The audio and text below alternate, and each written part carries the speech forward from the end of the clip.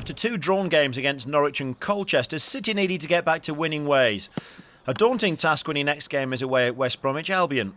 And perhaps even more daunting as Phil Brown had watched Albion demolish Coventry City 5-0 away just 7 days earlier. For the Tigers, Richard Garcia had returned from compassionate leave in Australia, but much of the media interest was focused on Neil Clement, signed on loan from West Brom. There was no one better placed to appreciate the enormity of the task ahead. Still got a couple of years left there, but sort of mixed emotions really, you know, so but probably best I'm not involved in that one. If the City squad needed distracting from the task ahead, then Marie Curie is a worthy enough cause. But on arrival at the Hawthorns, it was back to the business of Championship football. City fans had come in more in hope than expectation, but with Albion fighting for an automatic promotion place and City pushing for the playoffs, there was everything to play for. 20,000 plus Baggies fans were expecting 3 points for the home side, and having already lost to Albion at the KC, perhaps only the most optimistic of City fans expected more than a share of the spoils. It was to be a good afternoon at the Hawthorns for City though. Phil Brown's formation and team selection, including JJ Okocha, showed a desire to attack rather than defend, and the Nigerian in particular caused problems right from the off. Leon Barnett testing his own keeper, with Fraizer Campbell ready to pounce. West Brom responded with Carl Hofkins sliding the ball through to Zoltan Gira, but his shot curled just wide of the post. Albion's finishing had been the difference between the two sides at the KC, and Gira should have done better.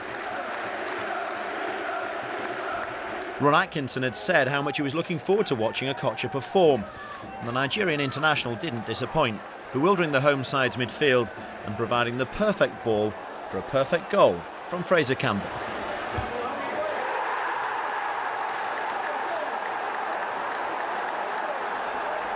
The glory rightly belonged to Campbell, but Okocha, the master playmaker, was back to his best, and City were 1-0 up at the Hawthorns.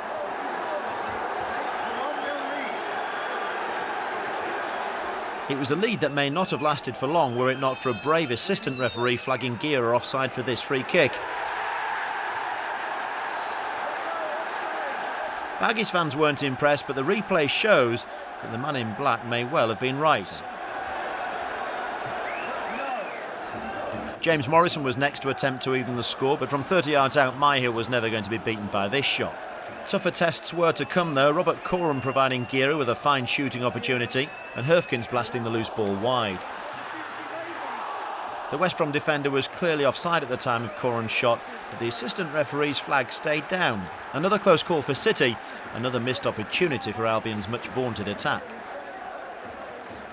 The pressure eventually told though, Gira turning well to supply Kevin Phillips and an almost casual lob into the box being headed past Myhill by Roman Bednar. Again City appealed for offside, again they were denied, and again the assistant referee was right.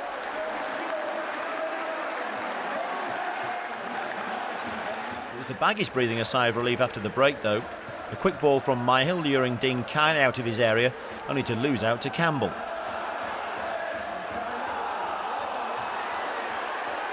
Caleb Folan directed his header back to Campbell, whose volley was impressively stopped by the head of Leon Barnett.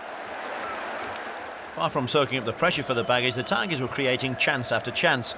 Even Ian Ashby was getting in on the act, venturing upfield as far as the 18-yard box to test Kiley with this shot after good work from Campbell and Folan.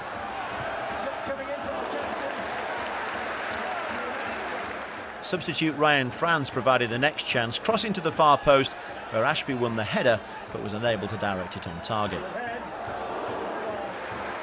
He may not have known much about it, but it was Ashby's interception that led indirectly to City's winning goal. The loose ball was passed between Henrik Pedersen and Ryan Franz before finding its way to Folan on the left. Folan rounded Gira as if he wasn't there, finding himself space, and his right-footed shot beat Baggies keeper Kiley. It was an impressive goal.